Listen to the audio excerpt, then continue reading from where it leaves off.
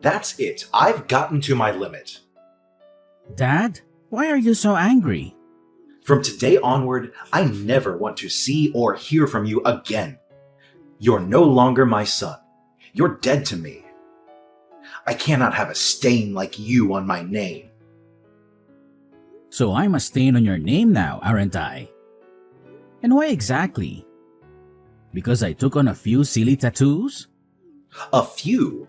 Your entire body is covered in tattoos, Andrew.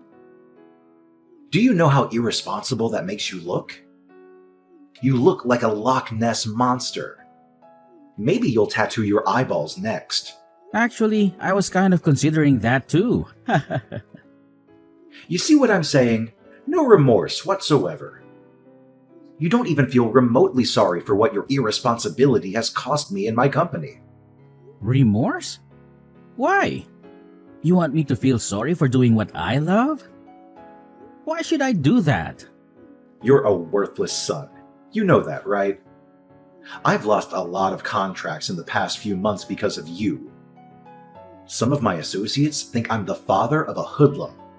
One even said I can't handle his job if I can't handle my son. Can you imagine that? So I'm guessing you want to handle me now. Exactly. I need you out of my business and out of my life before it gets out of hand. Okay, but you remember that I was the one who helped you reel in all the contracts you currently work on, right? You lost your flair for pitch-perfect presentation years ago, Dad. You buried them all in the numerous women you brought to bed. Don't you dare talk to me like that, boy. I am your father. Are you? I thought you were disowning me just now, no? Get your story straight, Dad. I think it will interest you to know that I have another son, too.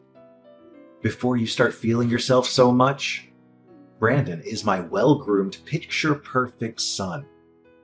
He'll take over the company after me and do all the things you think you used to do for us. Brandon will take over the company.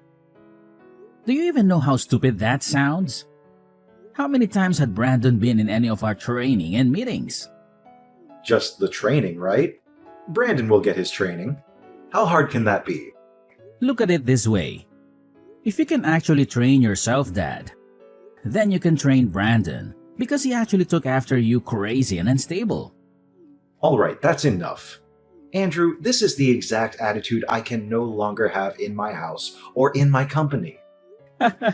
We both know I never wanted to be involved in your company. I've always wanted to be an artist. I simply carried out my duties because I was under pressure to be the ideal heir to you. But not anymore. You do not deserve my loyalty. Especially because you're a narrow-minded person who does not accept people the way they are. You feel everybody has to fit into the mold you have created. That's not true. You know, I was proud of you in the beginning. Only because you never knew you'd have another son. You've always told me this. You kept me because you thought Brandon would never come along. You planned to usurp me even from birth. Your mother abandoned you after giving birth to you. She no longer wanted to be with me, so she left. She threw you onto a busy highway, just hoping a car would run along and crush you to shreds. That's why you have that disgusting scar on your wrist. And that should always serve as a reminder that I've been nothing but good to you. You should be grateful. You shouldn't have brought this up, Dad. You know I took my first tattoo just to cover up that scar. Do you always have to say things that hurt me? I don't care how you see it, Andrew. You're a lot of bad luck, and I just want you out of this family. Fine, I'll leave. Thank goodness. I'll send in documents for you to sign in this regard. Documents? Yes, accepting that you're no longer a part of this family. Relinquishing the family name and all whatnot. You'll no longer have access to the house or any rights to my company. Is that all? Yes, and please make it quick. I need the documents returned to my desk as soon as possible. I'll do all that you've said. However, the same arrangement applies to you. I'm no longer your son. Never call, text, or contact me ever again for any reason whatsoever. I'll also not be available to fix things when Brandon eventually messes everything up for you. Ha ha, you wish. You can go to hell for all I care. Just make sure you never return. Hi, bro. I need us to talk. Do you have a second to spare?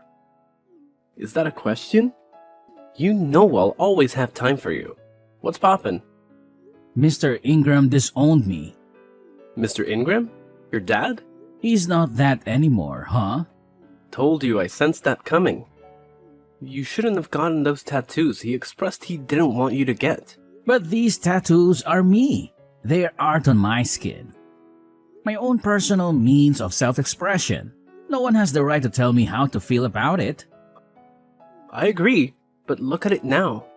You've lost your place in the Ingram Empire, all because of your stubbornness.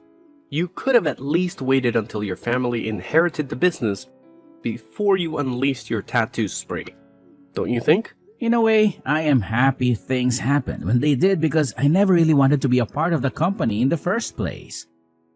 Attending board meetings, nerve-wracking brainstorming, and having to act all nice to people I genuinely hate. All that was a lot for me to handle, bro. I really could have quit at some point myself if he had not already disowned me. Mr. Ingram just made my ordeal a whole lot easier. It's the way you say Mr. Ingram, as if he was never your father. Was he though? You're very rock-headed. You know that, right? Yeah, I agree. Enough about that silly man already. So what's the plan? I just need a place to crash for the night. You know, you didn't really have to text me. You could have just come straight to my place. I honestly didn't want to be a bother. You can never bother me. You're my bro. Or have you disowned me too? You joke about everything. I'm sorry. Just pull up at the crib. Thanks a lot, Kevin. I'll be gone before you know it. You can stay as long as you like. I don't mind. I was hoping to get my own place soon, though. We'll discuss that when you get here. Let's start by getting you off the streets. Thank you so much, bro. You're a lifesaver. It's really nothing. The little things brothers do for each other, right? Yeah.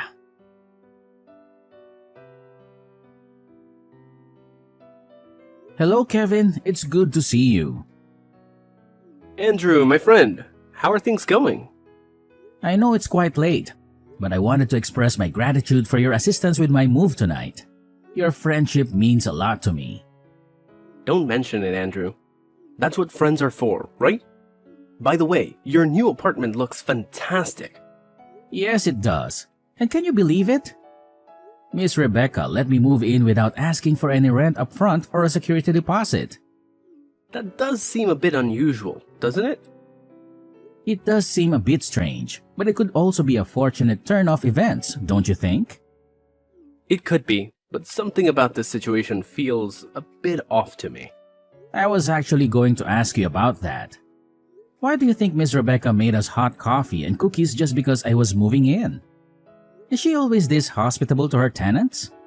How would I know? Well, you're the one who recommended her to me.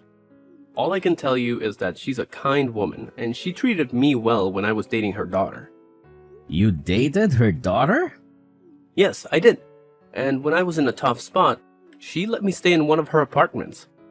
So you're saying she can be a bit overbearing at times? I wouldn't necessarily call her overbearing. But she joined us when we were watching the games.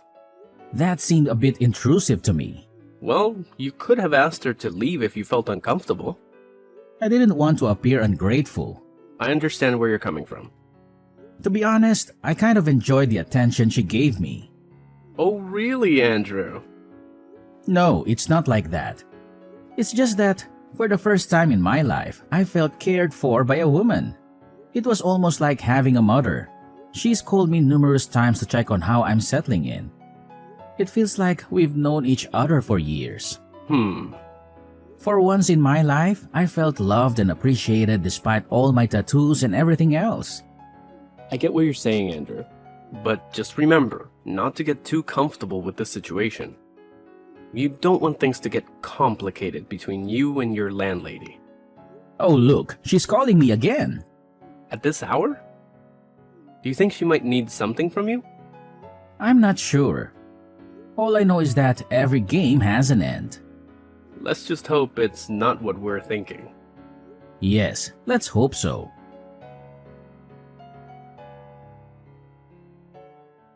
Hello, Andrew, my dear. There's something I've been wanting to show you for quite some time now. Here, take a look at this picture. What exactly am I looking at here? Andrew, please don't play coy with me. You're not oblivious to the signals I've been sending your way. Signals? What are you talking about? Andrew, you're a handsome young man, full of life and vitality. Don't pretend as if you're unaware of the implications of my actions. I'm sorry, Miss Rebecca, but I must clarify that our relationship is strictly professional. You're my landlady and nothing more. Furthermore, there's a significant age difference between us. I can't reciprocate your feelings. I apologize if this disappoints you. Andrew, listen to me. I'm offering you numerous benefits in exchange for a small compromise on your part. Surely you've been in similar situations with other women before, so this shouldn't be an unfamiliar territory for you. Just consider it for my sake. In return, you won't have to worry about paying rent for as long as you live here. Miss Rebecca, I never claimed that I was unable to pay the rent. In fact, I'm transferring the money to you right now. Andrew, I genuinely like you. I don't want to cause any inconvenience for you. This is the only time I'll bring up this topic. And I promise not to bother you about it again. I appreciate your feelings, Miss Rebecca, but I simply can't comply with your request. I apologize. That's all right, Andrew. Take some time to think it over. But remember this, sooner or later, you'll find yourself agreeing to my proposal. Just wait and see.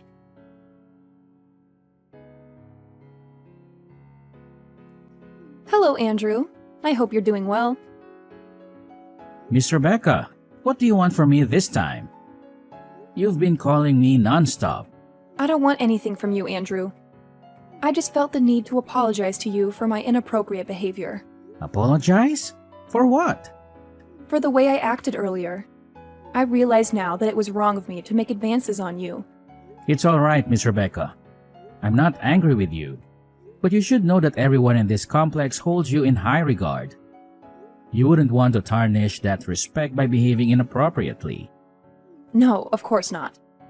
I don't usually behave like that.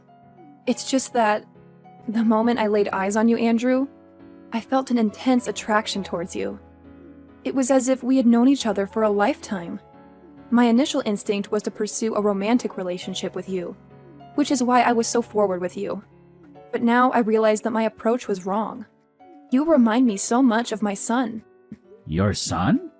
Yes, my son, King. I lost him when he was just 2 years old. I had to leave his father because I feared for my life, but that decision turned out to be the biggest mistake of my life. When I tried to get him back, his father had already left town with him. The fear of never seeing my son again was haunted me ever since. But when I saw you... I'm sorry. I shouldn't burden you with my sad stories. No, it's okay, Miss Rebecca. We all experience loss at some point in our lives. In fact, I never knew my mother either. My father told me she left us when I was 3 years old. Oh, Andrew. I'm so sorry to hear that. It's all right, Miss Rebecca. Sometimes sharing our tragic experiences with others helps us overcome them. Would you like to continue your story? Well, there isn't much more to tell.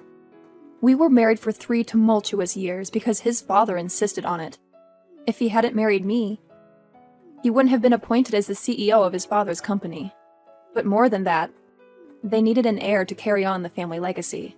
So after our son was born, Leonard didn't want anything more to do with me. He became violent and made several attempts on my life. Despite everything, I stayed because of our son. But one day it became too much. Did you say Leonard? Yes, Leonard. He was a cruel and wicked man. Pure evil. That day, he wanted me out of his house immediately, but I refused to leave without my son. In his rage, He smashed a wine bottle against the wall and threw it at me. I managed to dodge it, but then my 2-year-old son walked into the room. He got caught in the crossfire, and the flying glass cut his wrist. What?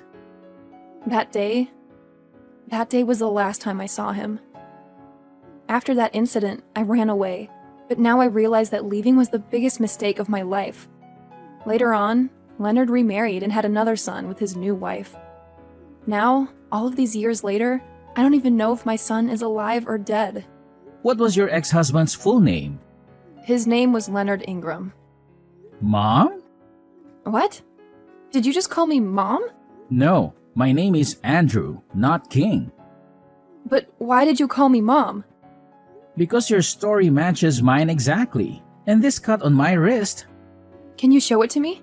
Alright, here's a picture of it. You might not be able to see it clearly because I've covered it up with tattoos over the years.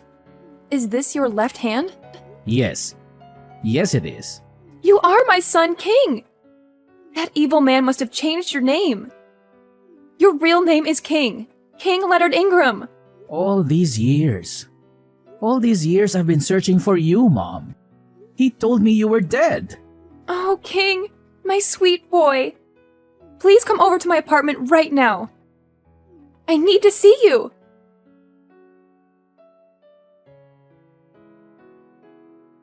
Come back home, Andrew. I need you.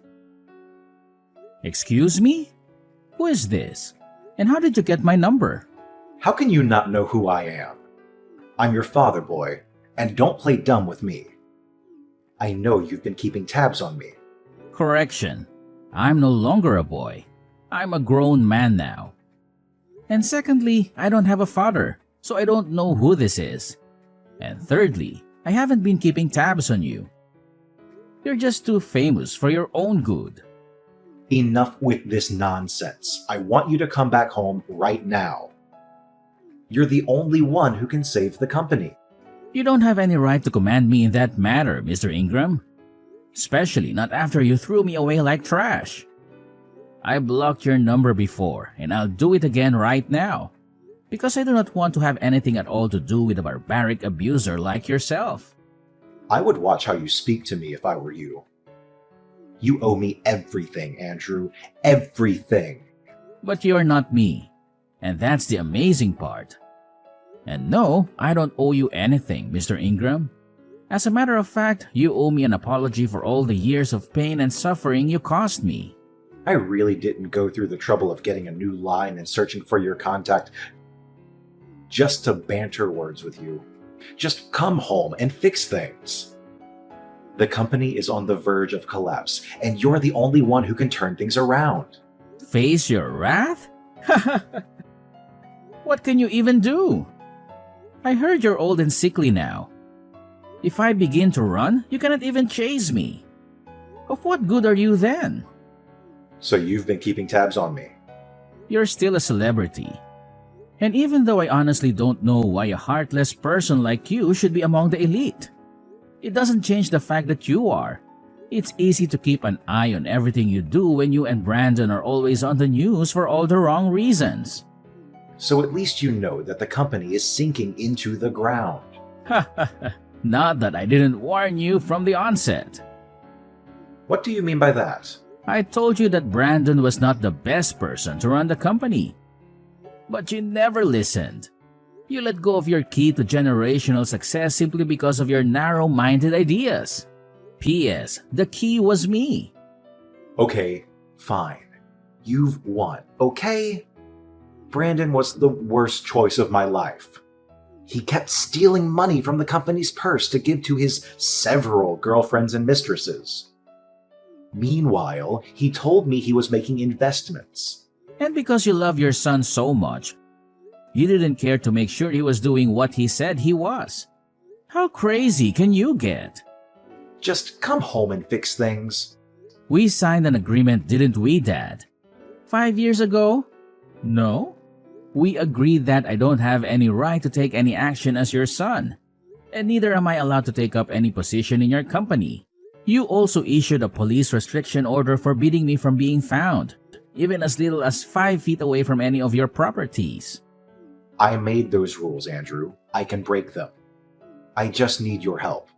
And you will give it to me as payment for the 2.5 decades you were under my care. I do not owe you anything, Mr. Ingram.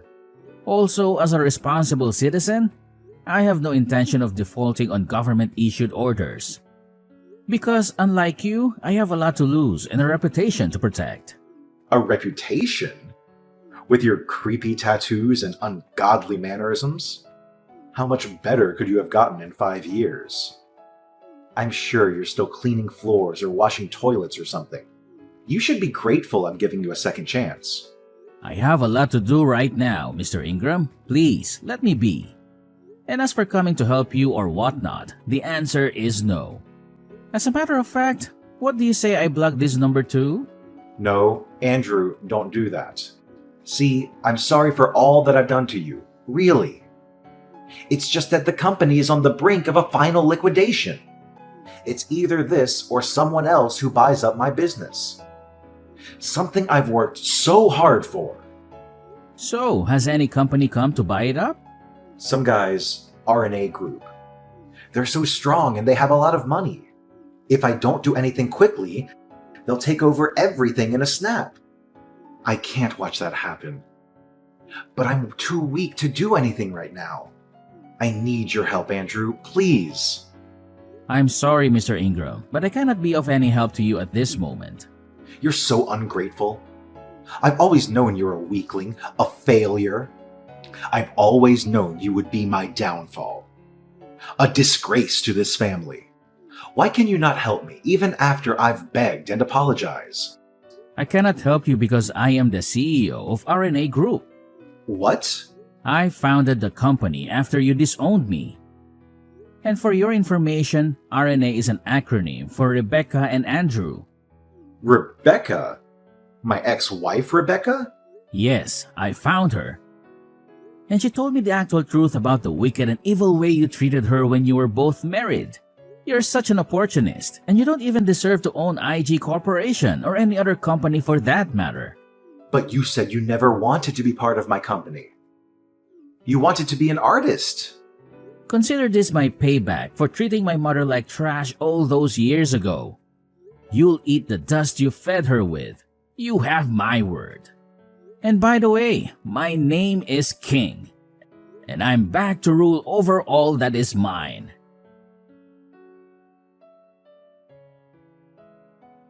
As the CEO of RNA Group, I had the resources and influence to rescue IG Corporation from the brink of collapse. However, I had no intention of simply bailing out my father's sinking ship with a generous donation. I had a better plan in mind. I negotiated a merger between the two companies, proposing that my mother, Rebecca, be appointed as co-CEO alongside me. Rebecca, a brilliant businesswoman and the rightful heir to the empire, had suffered for years at the hands of my dad. She had been forced to leave him and me when I was just a toddler, after he tried to kill her with a broken wine bottle. The board members, eager to save their company, quickly rallied behind the idea. Leonard, realizing he had no other choice, begrudgingly agreed to the merger. As the ink on the agreement dried, Rebecca and I took the helm of the company. Together, we breathed new life into IG Corporation. My innovative ideas and my mom's strategic vision revitalized the once faltering empire in a surprising turn of events. We introduced new products and services, expanded our market share, and improved our customer satisfaction. My unconventional appearance and tattoos became symbols of creativity and resilience. In the end, Leonard and Brandon were ousted from the company and their family home, ultimately turning the tables and returning Leonard to a life of retribution and regret. He had lost everything he had worked so hard for, while I had gained everything he had taken away from me. Oh, sweet revenge.